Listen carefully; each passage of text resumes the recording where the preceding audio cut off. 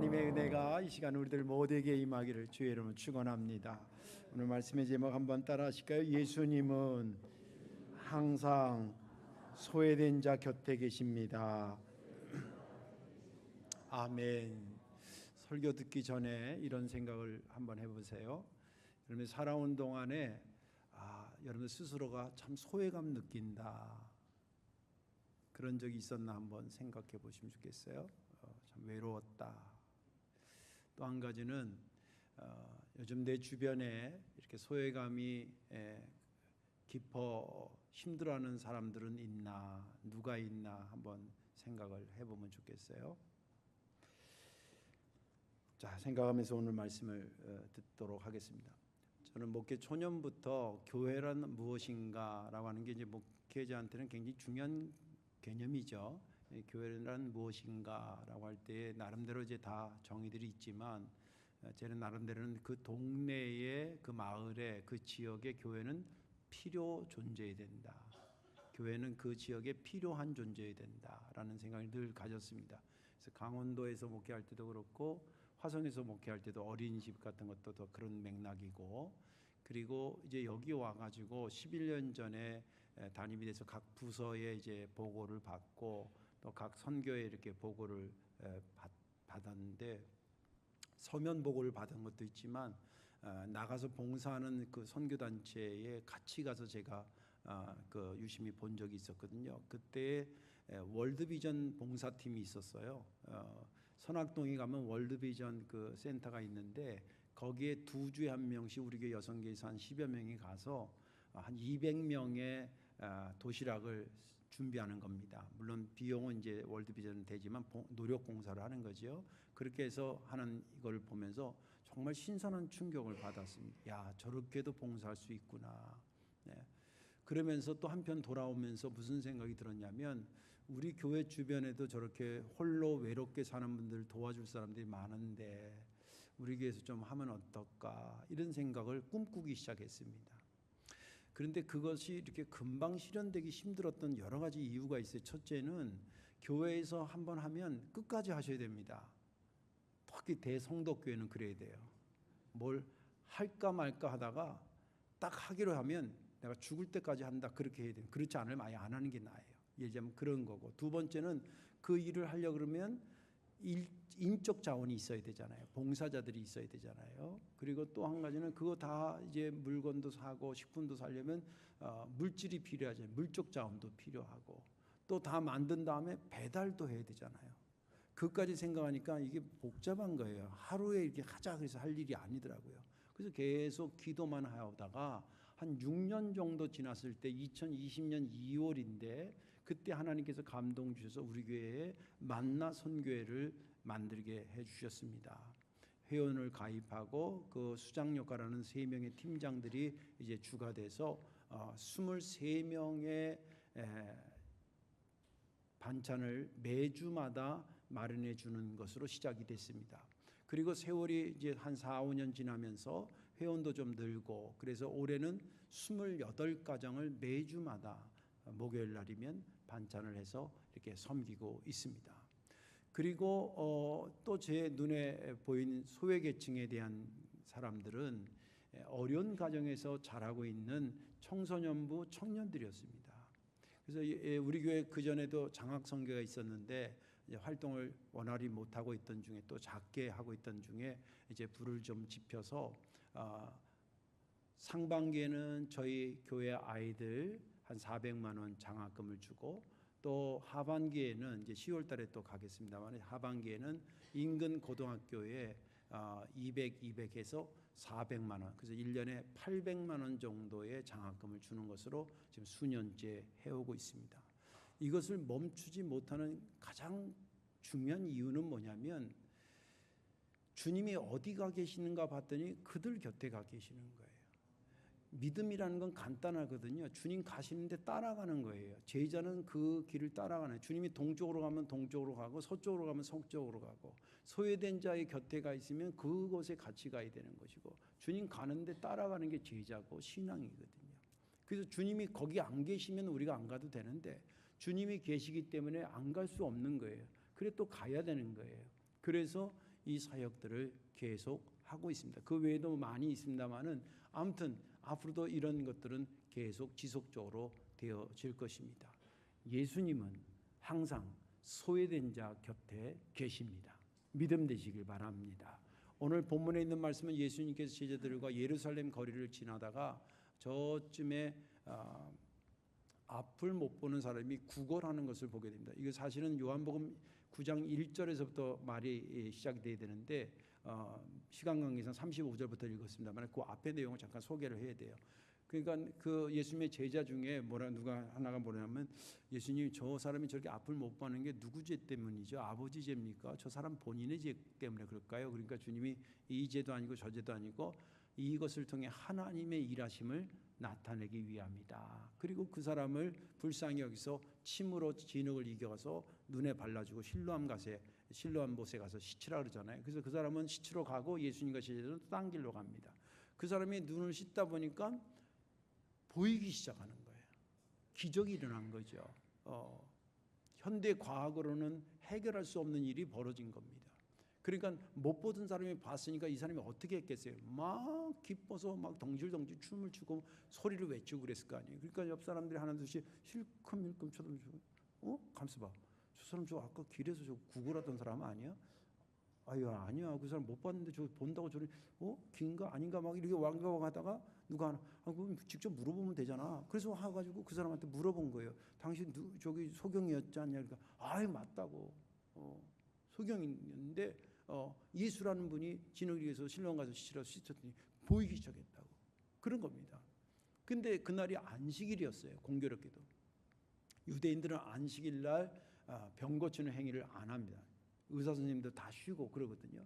근데 이제 병이 고쳤다니까 어떤 놈이 고쳤냐고 그러면서 막 소문이 나면서 일단 그 눈 뜬 사람을 불러다가 소환했습니다. 그리고 약식 재판을 하는 겁니다. 너 누가 눈 뜨게 했어? 그랬더니 예수라는 분이 제가 이렇게 구걸하는데 와서 이렇게 해가지고 씻으라고 해서 씻었더니 보였다.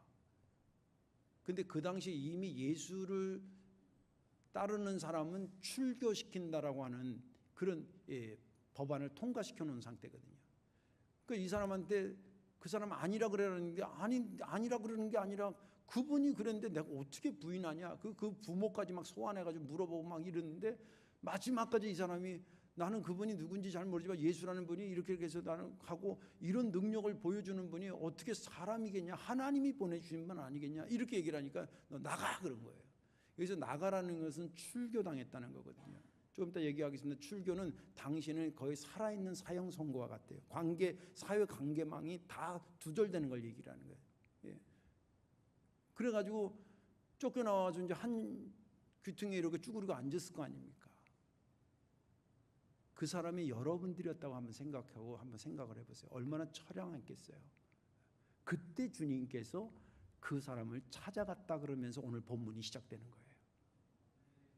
그 사람에게 힘으로 가고 있는 사람에게 네가 인자를 믿느냐 이렇게 인자라는 얘기는 사람의 아들이라는 그 단어지만 그 의미는 간단치 않습니다. 하나님이 인간을 구원하기 위해서 보낼 메시아다.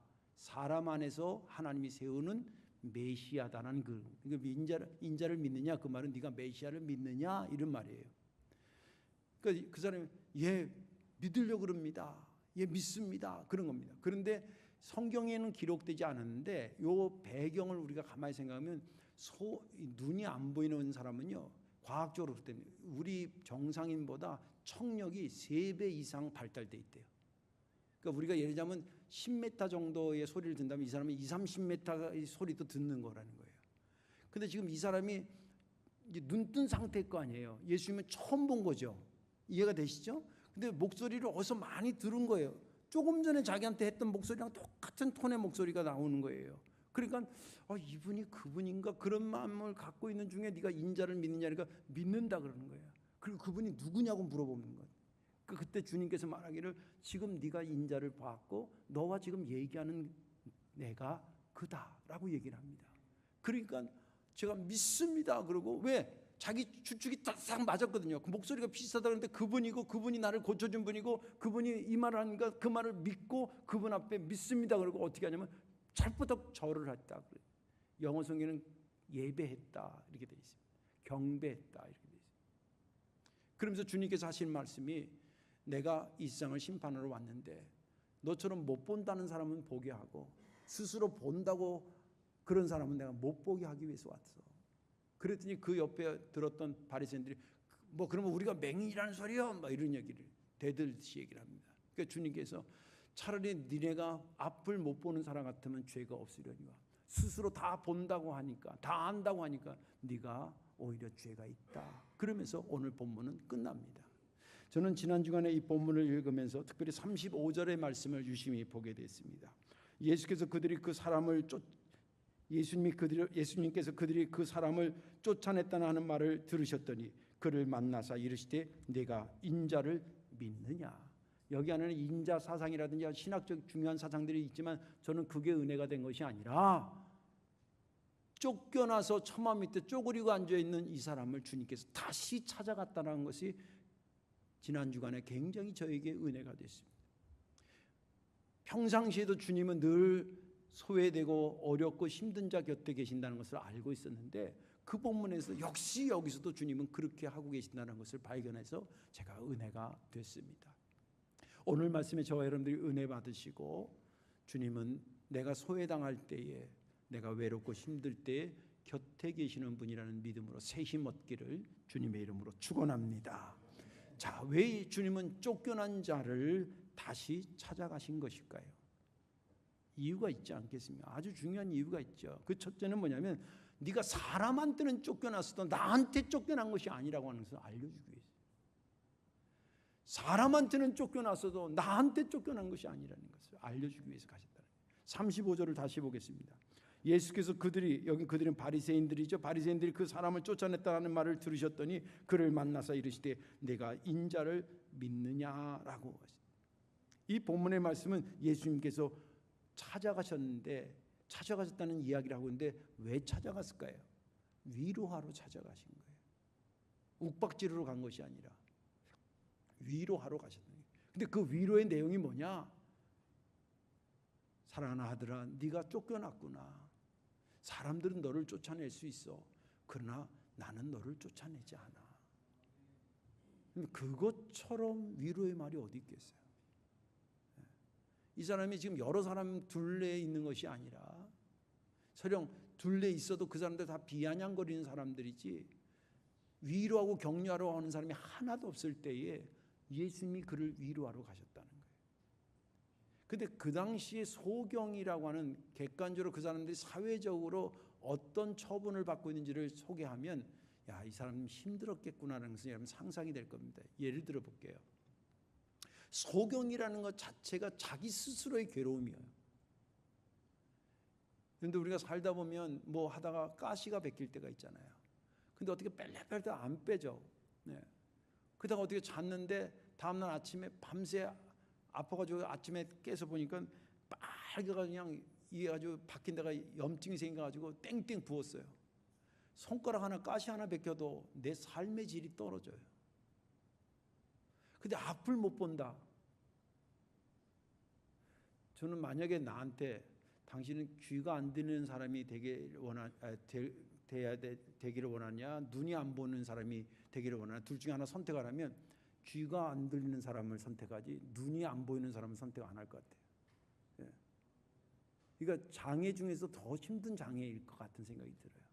그러니 남은 다 보는데 나만 못 본다는 데서 오는 자기 자괴감이 누가 뭐라고 안 해도 얼마나 크겠어요. 그렇죠. 또 두 번째, 그런 자괴감이 있는 데다가 앞이 안 보이니까 현실적으로 무슨 일을 할 수가 없어. 내일도 제대로 못하는데 나가서 일을 해야 돈 벌을 거 아니에요. 남을 위해서 해야 그 사람이 나한테 수입을 줄 거 아니에요. 근데 내일도 처리를 못하는데 어떻게 요즘같이 사회보장제도가 잘 돼서 장애자들 뭐 일할 수 있는 어떤 그런 것들이 많이 했던 그런 시대가 아니 2000년 전이에요. 이 사람이 선택한 직업이 뭐냐? 구걸이에요. 그러니 누군들 그거라고 살고 싶은 사람이 어디 있겠어요? 거기서 오는 또 사회적인 소외감이 얼마나 컸겠어요? 그리고 또 한 가지는 그것도 힘든데 거기에 또 한 가지 오는 것은 뭐냐면 당시에 그러면 아픈 사람, 장애인은 장애인으로 오늘처럼 생각하고 몸이 불편한 사람으로 생각해야 되는데, 그 당시에는 사회적 인식이 뭐냐면 몸이 장애가 있는 사람, 아픈 사람 이꼴 죄인 취급을 했어요. 그 아까도 얘기했잖아요. 예수님의 제자의 수준이, 그 당시만 해도 예수님의 제자의 수준이 뭐냐면 누가 아프다, 저 뭔 죄 때문에 그런 거지, 이런 거예요. 여러분들 교인들도 아무리 친하더라도 할 말이 있고 안 할 말이 있어요. 그 중에 안 할 말 중에 뭐냐면 아프다고 연락 받았어, 그 전화했어, 어디 아파 여기 아파, 그러면 병원 갔어, 약 먹었어, 내가 뭐 도와줄 일 있어, 이래야 되는데 너 주일 빼먹었지? 이런 말부터 하면 안 돼요. 너 헌금 안 했지? 이렇게 하면 입이 돌아가는 수가 있어요. 잘못을 해도 괜찮다가 아니에요. 그건 하나님이 다 알아서 하시고, 내가 할 역할은 아프대는데, 지금 힘들대는데 그 사람 손잡아주고 위로해주고, 그것이 그 사람을 변화시키고 그 사람 변화되면 다 할 수 있어요. 그냥 거기다 대고, 자기도 그렇지 않아도 좀 찜찜하고 있는데 막 거기다 대고, 이 사람 스스로도 내가 왜 밥을 못 버는 게 우리 아버지 죄가 있나, 내 죄가 있나, 막 이런 생각 본인 스스로도 하고 있었을 거 아니에요. 거기다가 막 네 죄 때문에 그런 거 아니야 막 이러면. 근데 사회 의식이 그랬다는 게, 그래도 예수님 따라다니는 제자들의 수준이 그래도 높아야 되는데, 그 제자들의 수준 역시도 누구 죄 때문에 그죠, 이런 정도의 수준이에요. 이게 나쁘다 좋다 이 차원이 아니에요. 수준이 그랬다는 거예요. 그러니 그런 얘기를, 그런 시선으로 자기를 바라보는 걸 느낄 때마다 얼마나 힘들었겠어요. 그리고 이 사람이 이제 주님의 은혜로 정말 눈이 띄어졌잖아요. 할렐루야잖아요. 할렐루야. 막 좋아하는데 출교시켜버린 거예요. 또 다른 소외감이에요. 아까도 얘기했지만 출교라는 것은 당시에 사회적 관계망이 다 끝나는 거예요. 살아있으나 완전 투명인간 취급하는 거예요. 심지어는 가정에서부터. 뭐 이웃 친구는 말할 것도. 왜냐하면 그 사람도 나쁜 게 아니라 계속 관계를 출교시켰는데, 출교 당한 사람하고 관계를 하면 너도 똑같은 놈이야, 그래서 잘라버리니까 자기 생존을 위해서 할 수 없이 그냥 못 본 척하는 거예요. 눈이 안 보일 때는 안 보일 대로 힘들고, 눈이 떴는 대로 또 힘들어. 그리고 쪼그려지고 앉았을 때 예수님이 거길 가셨다는 거예요. 그때 주님이 거기 찾아가셨다는 거예요. 그러니까 그것을, 그 소경의 입장에서 볼 때는 이것처럼 얼마나 위로가 되고 힘이 된지 한번 생각해 보세요. 예수님의 사역을 분석해 보면 예수님의 사역의 특징 중에 하나가 뭐냐면 소외된 자를 소외시키지 않는 거예요. 아주 중요한 부분입니다. 예를 들어 볼게요. 예수님이 가장 먼저 한 사역이 대외적인, 개인적으로 뭐 40일 금식하는 거 빼놓고 대외적인 활동이 뭐냐면 12제자를 뽑는 거였어요. 그 엄청난, 전 세계를 구원할 엄청난 프로젝트를 하면서 기왕이면 예루살렘 서울에 있는 사람들을 뽑아야 되는데 죄다 한결같이 출신이 뭐냐면 갈릴리 출신이에요. 당시에 갈릴리는 사회적으로 홀대받는 곳이에요. 우리는 말하면 시골 촌구석이에요. 거기서 12명을 뽑아요. 그리고 그 12명도 그래도 갈릴리 지역에서 그래도 좀 잘 사는 사람이 있을 수 있잖아요. 그래도 좀 많이 배운 사람이 있을 수 있잖아요. 그래도 좀 사회적 지위가 높은 사람이 있을 수 있잖아요. 그런 사람들 아닌 아주 평범한 사람들, 평범 이하의 사람들을 뽑아요. 왜 그랬을까? 그들이 소외되고 있다는 것을 주님은 알아요. 그것만이 아닙니다. 부자였으나 소외감을 느꼈던 삭개오의 집을 찾아가기도 하고 그의 이름을 불러줘요. 누군가 여러분들의 이름을 불러주는 것은 여러분들에 대한 존중이에요. 아무도 삭개오의 이름을 부르려고 하지 않는데 저놈이라 그래, 저놈이지. 왜냐면 그럴 짓을 했으니까. 세리장이었으니까 세금 걷어다 바치고 집에다 집어넣고 그러니까 저놈, 저 새끼 뭐 이런 데서도 삭개오님 이런 사람 하나도 없어요. 근데 주님이 그 이름을 불러줘요. 그리고 심지어는 그 집에 가. 삭개오가 잘했다는 게 아니에요. 주님은 소외되고 있다는 삭개오를 알고 있었던 거예요. 그것만이 아닙니다. 그것만이 아닙니다. 죄인 취급받았던 병자들 당신의 범위 안에 있을 때 다 고쳐주셨어요. 이것은 병을 고쳐줬다는 간단한 의미, 의학적 의미가 아니에요. 그들에게 죄인 취급받았다는 데서 너는 더 이상 죄인 취급을 받지 않아라고 하는 것을 선언해 주신 거예요. 또 경제적으로 어려운 사람들에게 오병이의 기적을 일으켜 주어요. 물론 한순간이었긴 했지만 주님은 내가 너의 영원한 생명의 떡이라고 너를 살리는 자라고 얘기를 해요. 이것만이 아닙니다. 수가성의 여인 있잖아요. 너 남편 데려와 그러니까 남편이 없다 그랬던 그 여인 있잖아요. 그 뭐 학자들마다 뭐 이렇게 문란한 삶을 살았다 그렇게 평가하는 사람인데 저는 그렇게 보지 않습니다. 다른 학자들의 얘기는 뭐냐면 그 여자가 아기를 못 낳는 거예요. 그래서 이 남자랑 결혼했는데도 아기가 없고 저 남자랑 결혼했는데도 애가 없으니까 계속 소박당하고 해서 대여섯 명이 지나간 거예요. 그러니까 오늘날 정신의학적으로 보면 대인 기피증에 걸린 사람이에요. 그래서 여인네들이 새벽이나 저녁에 물기를 오는데 그 여인네 꼴 보기 싫으니까 대낮에 땡빛에서 물길로 가는 거예요. 그러다가 예수님을 만난 거예요. 어떻게 보면 예수님이 일부러 만나준 거죠. 그 여인을 변화시키시고 품에 안아줍니다. 뭐 이런 사건들이 너무 많아요. 그 사건 중에 오늘 이 소경의 사건도 포함됐다는 것입니다.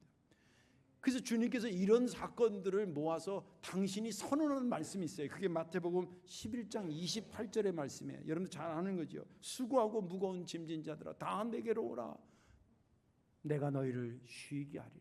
저는 이 말씀을 읽을 때마다 다라는 말에 늘 은혜가 돼요. 왜? 나도 포함되어 있거든. 또 그것만이 아닙니다. 요한복음 14장 1절에 너희는 마음에 근심하지 말라. 하나님을 믿으니 또 나를 믿으라. 이 말씀이 여러분들에게 은혜 되기를 주의 이름으로 축원합니다. 주께서 주신 말씀이에요. 나는 네 곁에 있다라는 말씀을 그렇게 주셨다는 겁니다. 이 말씀은 아무나 할 수 있는 말이 아니에요. 오직 예수님만 할 수 있고 또 그 말씀을 우리가 믿음으로 받을 때 나에게 이것처럼 큰 위로가 없게 될 줄로 믿습니다. 오늘 말씀은 여러분들 삶에 진짜 잘 적용하셔야 돼요. 듣는 것으로 끝나면 안 돼요. 여러분들이 지금은 아닐지 몰라도 여러분들 외로울 때도 있고요. 소외감을 느낄 때도 있고 그럴 때에 오늘 이 말씀이 우왕청심환처럼 양약이 되기를 주의 이름으로 축원합니다. 주님은 여러분들을 아시기 때문에 여러분들 곁에 가 계셨던 것입니다. 두 번째로 왜 쫓겨난 사람을 주님은 다시 찾아갔을까? 두 번째는 육신의 눈뿐만이 아니라 영적인 눈을 뜨게 하기 위해서였습니다. 37절과 38절에 보면 예수께서 이르시되 네가 그를 보았거니와 지금 너와 말하는 자가 그이니라. 이르되 주여 내가 믿나이다 하고 절하는지라. 이 말씀은 주님께서 두 번째, 다시 말해서 첫 번째 육의 눈 뜬 그 사람이 소외당해서 쪼그리고 있을 때 거기 가서 인자를 믿냐 이럴 때에 그가 대답한 내용들을 담고 있습니다. 근데 이것은 그가 영적으로 눈을 뜨고 있다라고 하는 것, 뜨게 됐다라고 하는 것을 표현하고 있는 말이에요. 37절과 38절의 말씀. 어떻게 하냐면 그의 대답에서 나타나요. 믿나이다 하고 그가 어떻게 절했다, 예배했다는 거예요. 이거는 나를 육의 눈을 떠줘서 고맙다의 표현이 아니에요. 이것은 내가 당신을 내 구세주로 믿는다라는 믿음에 대한 표현이 돼요. 뭐가 띄어졌냐면 영의 눈이 열린 거예요. 영의 눈이. 그전에는 육의 눈이 띄었는데 이제는 뭐가 떴어요? 영의 눈이 떠지는 순간이었던 것입니다. 주님은 그렇다면 왜 그에게 육의 눈뿐만 아니라 영의 눈을 뜨게 하셨을까? 이게 가장 그 맹인에게 진짜 필요한 것이고 그 맹인이 받을 수 있는 복 중에 가장 큰 복이기 때문에 그렇습니다. 사람은 눈이 세 가지 눈이 있어요. 하나는 자랐을 때 육신의 눈이 있습니다. 이 사물을 보는 게 다 육신의 눈 아니겠어요? 그다음에 지식의 눈이 있어요. 그게 띄어야 글을 읽는 거예요. 그리고 연구하는 거예요. 그죠? 그다음에 영의 눈이 있어. 영의 눈이 띄어야 하나님을 믿게 되고 내가 죄인임을 발견하게 되고 나를 위해서 예수님이 오셨다는 것을 믿게 돼요. 믿고 의지하게 돼요. 이 세 가지가 다 동시적으로 우리가 띄어졌을 때 전인적 영안이 밝아졌다라고 표현하는 것입니다. 그런데 이 세 가지 눈 중에서 가장 중요한 게 뭐냐? 그것은 영의 눈을 뜨는 거예요. 영의 눈을 뜨는 거예요. 만약에 이 소경이 육신의 눈만 뜨고 영의 눈이 띄어지지 못했다고 한번 상상을 해보세요. 그럼 육신의 눈이 뜬 것은 물론 할렐루야지만 그 즐거움으로 살다가 안타깝지만 그냥 수명 있으면 수명 살다가 돌아가시고 끝난 거예요. 하나님 나라하고는 그 사람하고 상관이 없어질 수가 있어요. 목사님 그러는 경우도 있어요. 그렇습니다. 성경에 나와 있어요. 성경에 보면 여기 사건은 아니지만 누가복음에 보면 예수님이 길 가는데 문둥병자 10명이 막 소리 지르면서 자기들 고쳐달라 그러잖아요. 그러니까 예수님이 뭐냐면 대제사장한테 가서 너희 몸을 보여라. 그 당시에는 건강해졌다는 필증을 누가 띄워주냐면 대제사장이 띄워줬거든요. 거기 가서 보여드려라. 그 말은 이제 네가 고침받았으니까 가서 필증 받아서 자유로운 사회인이 되라 이 뜻이에요. 근데 이 사람들이 막 가다 보니까 진짜 자기 몸이 변화되는 걸 느끼는 겁니다. 고침받는 걸 느끼는 거예요. 그리고 나서 패가 두로 나눠져요. 어떤 패냐면 하나는 그냥 가자라는, 그리고 하나는 뭐냐면 아유 그래도 인사라도 하고 가야지. 가는 것도 급하지만 그거보다 고쳐주신 그분한테 인사하고 가는 게 중요하지. 그런 두 패로 나눠졌어요. 근데 두 패로 나눠졌는데 개수가 숫자가 어떻게 되냐면 여기는 9명, 여기는 1명밖에 없어요. 근데 한 명이 막 갈등하다가 그래도 그건 그거 아니야. 그리고 이제 이분은 오고 그리고 나머지 9은 그냥 쑥 갔어요. 고침 받았죠. 그때 그 사람이 와서 절하면서 고맙다 그러니까 그때 그 사람한테 하신 예수님의 말씀이 누가복음 17장 19절에서 17절에서 19절에 나오는 말씀이에요. 여기 이렇게 기록되어 있습니다. 예수께서 대답하여 이르시되 10사람이 다 깨끗함을 받지 아니하였느냐? 그 9은 어디 있느냐? 이 이방인 외에는 하나님께 영광을 돌리러 온 자가 없느냐 하시고 그에게 이르시되 일어나 가라. 내 믿음이 너를 구원하였느니라. 9명은 고침은 받았지만 구원에 이르지 못하고 이 한 명은 고침도 받고 구원도 이르는 거예요. 그런데 어떤 것이 진짜 복이냐? 그런데 소경이 눈뜬 게 이게 간단한 건 아니고 굉장히 위대한 은혜를 받았지만 소경도 육의 눈도 보이는 사람이나 보이지 않는 사람아 때 되면 다 이 세상을 떠나게 돼 있어요. 그렇죠? 지식의 눈도 그 사람이 연구하는 거 좋지만 그것이 언제까지 그 사람이 살아있을 때까지예요. 가끔 우리가 뭘 연구하다 보면 신학적인 것도 그렇고 일반 과학적인 것도 100년 전에 어떤 사람이 이런 아주 획기적인 이론을 발견했는데 그래서 발표했는데 100년 지났는데 그 이론이 뒤집어졌어요. 어떤 딴 실험에 의해서 혹은 딴 것이 발견되면서 그게 거기가 그게 아니라고 성서 배경사 같은 공부하면 고고학적인 것도 하거든요. 거기가 그게 아니고 여기였다고 나중에 물증이 나오니까 뒤집어졌어. 그 사람이 100년 전에 얘기할 때까지는 그 사람이 그 기쁨으로 살았지만 이게 시간이 지나면서 바뀌어질 수도 있어요. 유한하다 이 말이에요. 나쁘다가 아니라. 근데 영원히 그에게 복을 줄 수 있는 것은 육의 눈이 아니라 영의 눈이 열린 사람이고, 육신의 몸을 고침받은 9명은 그걸로 끝나는 거예요. 그러나 영의 눈이 밝아졌던 그 한 명은 병도 고침받고 그리고 뭐예요? 영의 눈을 뜨고 하나님의 나라에 들어가는 것도 얻게 됐다는 거예요. 주님이 이 땅에 왜 왔다고 생각하십니까? 병 고치는 게 목적이 있으면 대학병원 세우고 가셔야지. 주님이 대학병원 세우고 가지 않았어요. 주님은 영의 눈을 뜨게 하기 위해서. 왜? 그게 가장 값지고 복된 것이기 때문에. 그걸 주러 오셨던 거예요. 그걸 지금 아직 모르고 있는 쪼그리고 있는 이 사람한테 가서 그것을 다시 한번 선물로 주기 위해서 영의 눈을 뜨게 하기 위해서 그 사람을 만나러 갔던 것입니다. 여러분들 인간이 가장 초라할 때가 언제인 줄 아세요? 돈이 없어 그럴 것 같아요? 아니, 제가 보는 것은 그럴 때가 아니에요. 죄를 지었는데 죄 지은지도 모르고 있는 참 초라한 겁니다. 죄를 짓고 나서 죄의 결과가 얼마나 무서운지도 모르고 있는 거 가장 초라한 겁니다. 그것을 해결하기 위해서 예수님이 이 땅에 오신 거 그것을 모르고 있는 것이 초라한 것입니다. 초라한 것은 언젠가는 드러나게 돼 있는 거예요. 그것을 주님 긍휼히 여기서 그 곁에 가서 두드리고 서 있는 것입니다. 영의 눈이 띄어지기를 위해서. 그래서 주님은 그 사람에게 갔던 것입니다. 이제 말씀을 정리합니다.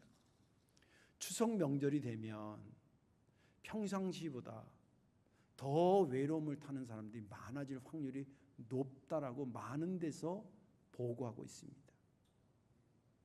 그걸 반증하는 게 왜 추석 되면 유독 어려운 사람을 많이 돕는 관청에서도 그렇고, 저희도 지난주에 어떤 분이 쌀을 50부대하고 또 라면 50박 써서 어렵고 힘든 사람들에게 나눠주고 그랬는데, 왜 딴 때 안 하고 추석 때나 왜 딴 때 안 하고 성탄절이나 연말 연시 이럴 때 하냐. 그때 되면 제가 그런 분들 아는 분들이 있거든요. 그 얘기 들으면 그분들은 이렇게 얘기해요. 그냥 목사님, 저는 명절 있는 게 싫어요. 그냥 어제 같은 오늘 같은 내일 그러면 좋겠어요. 명절, 우리는 명절 좋잖아요. 막 친구도 만나고 선물도 주고받고. 그런데 그런 때 더 힘들어하는 사람이 있어요. 여러분들 주변을 한번 둘러다보세요. 반드시 한 명 이상 있을 겁니다. 그분들에게 전화라도 한번 하고 찾아가서 손이라도 한번 잡아주고, 그런 명절이 되면 얼마나 좋을까. 만약에 주님께서 이 추석 명절에 우리나라를 방문했다 그러면 주님은 어디가 계실까? 그런 분들 곁에 가 계시지 않겠나, 이런 생각이 드는 것입니다. 오늘 이 말씀을 여러분들 잘 새기셔서 여러분들 주변에 힘들고 어렵고 소외된 자들 곁에 주님이 계신다라고 하는 것을 믿고 그들에게 같이 가주시고, 또 때로는 내가 그 대상자가 될 때 주님은 멀리 계시는 분이 아니라 내 곁에 계신다는 믿음으로 새 힘 얻기를 주님의 이름으로 축원합니다. 기도하겠습니다. 예수님, 고맙습니다. 감사합니다. 날마다는 아니지만 때로는 광야에 혼자 서 있는 것 같이 느낄 때도 있습니다. 그때에 하나님 내 곁에 계셔 주셔서 너무 감사하고, 그것을 믿음으로 내 마음속에 잘 간직하며 새 힘 얻어 살아가는 우리가 되게 하여 주옵소서. 주님으로부터 받은 이 사랑을 흘려보낼 수 있게 도와주셔서 기왕이면 내 주변에 힘들고 어려운 자들의 손을 잡아주는 대로 흘러갈 수 있도록 주님 인도해 주옵소서. 예수님의 이름으로 축복하며 기도하옵나이다. 아멘.